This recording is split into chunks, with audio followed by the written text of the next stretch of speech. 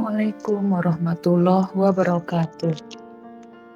Segala puji bagi Allah yang telah memberikan kita limpahan nikmat serta karunia-Nya sehingga hari ini kita masih diberi kesempatan untuk menjalankan ibadah di bulan suci Ramadan. Ibu-ibu Aisyah yang dirahmati oleh Allah, pada hari ini kita akan membahas tentang merawat lansia dalam perspektif Islam. Setiap makhluk yang ada di bumi akan mengalami proses penuaan. Menjadi tua dan menjadi lanjut usia adalah sebuah kefitrahan pada diri manusia.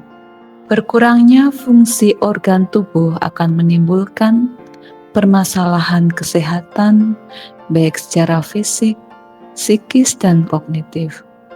Dalam Al-Quran, Allah Subhanahu wa Ta'ala memerintahkan kepada anak-anak yang memiliki orang tua yang telah memasuki usia lanjut sebagai suatu kewajiban untuk merawat yang tidak dapat diabaikan.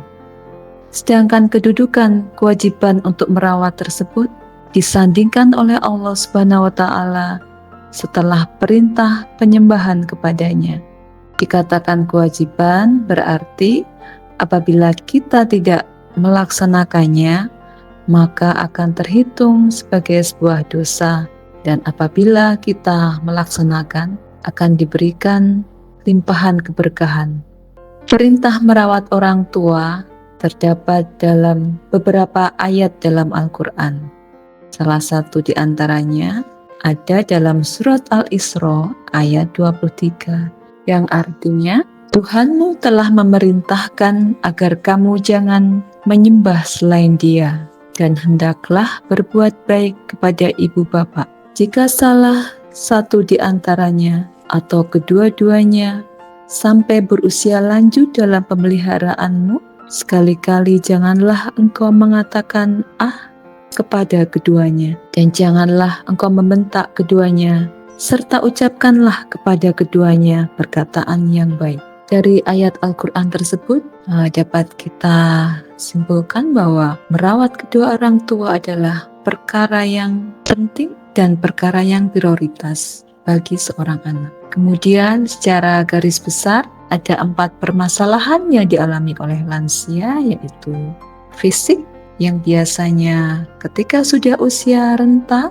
maka akan banyak penyakit yang menyerang, entah itu yang menurunkan daya tahan tubuh, mengganggu sistem pencernaan, mengganggu sistem pernafasan, mengganggu sistem perkemihan atau berhubungan dengan ginjal, sehingga lansia yang dengan penyakit-penyakit tertentu akan membutuhkan pengobatan.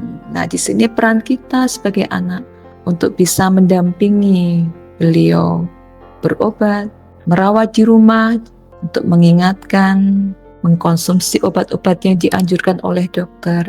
Karena secara kognitif, permasalahan yang kedua, tentunya seorang lansia akan mengalami penurunan daya tangkap, demensia atau kepikunan, sehingga kita sebagai anak wajib mengingatkan untuk orang tua memelihara agar kepikunan tidak bertambah, salah satunya dengan membaca Al-Quran setiap hari bagi lansia. Tentunya harus kita bimbing dengan pelan-pelan, kita ingatkan dengan lemah lembut, agar lansia ini tetap dapat menjalankan ibadah sesuai dengan kemampuannya. Kemudian permasalahan yang ketiga yaitu psikomotorik.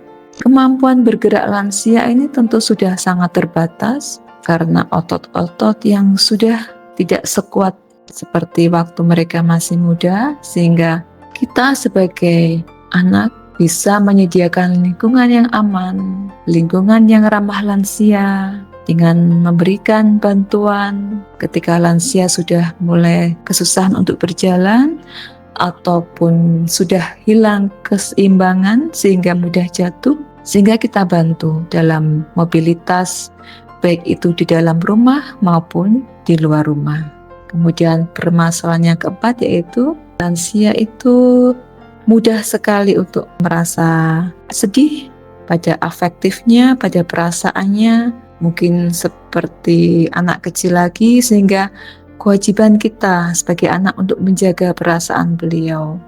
Mungkin dari kita, Ibu-ibu Aisyah rahimakumullah, kita juga mungkin sudah ada yang memasuki usia lansia sehingga kita bisa merasakan ternyata perasaan ketika masih muda dan sudah tua itu sangat jauh berbeda.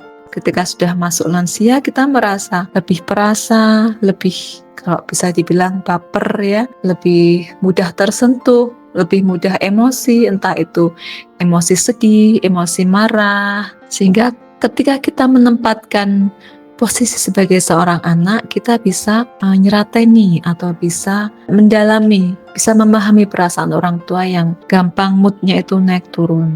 Dan ketika kita sebagai yang sudah lansia pun, kita bisa menjaga mood kita agar tidak merepotkan anak-anak kita. Ibu-ibu Aisyah rahimakumullah, semua yang terjadi pada manusia adalah sudah sesuai fitrah, namun kita sebagai anak wajib memberikan perawatan yang terbaik, perlakuan yang terbaik untuk orang tua kita, sehingga dengan demikian kita akan mendapatkan keridhaan dari Allah Subhanahu wa Ta'ala. Semoga kita akan terjaga dalam kesabaran dalam merawat orang tua kita, sehingga keberkahan, kebahagiaan sebagai seorang anak bisa kita peroleh di dunia maupun di akhirat. Sekian dari kami, semoga bermanfaat untuk kita semuanya. Mohon maaf lahir dan batin. Assalamualaikum warahmatullahi wabarakatuh.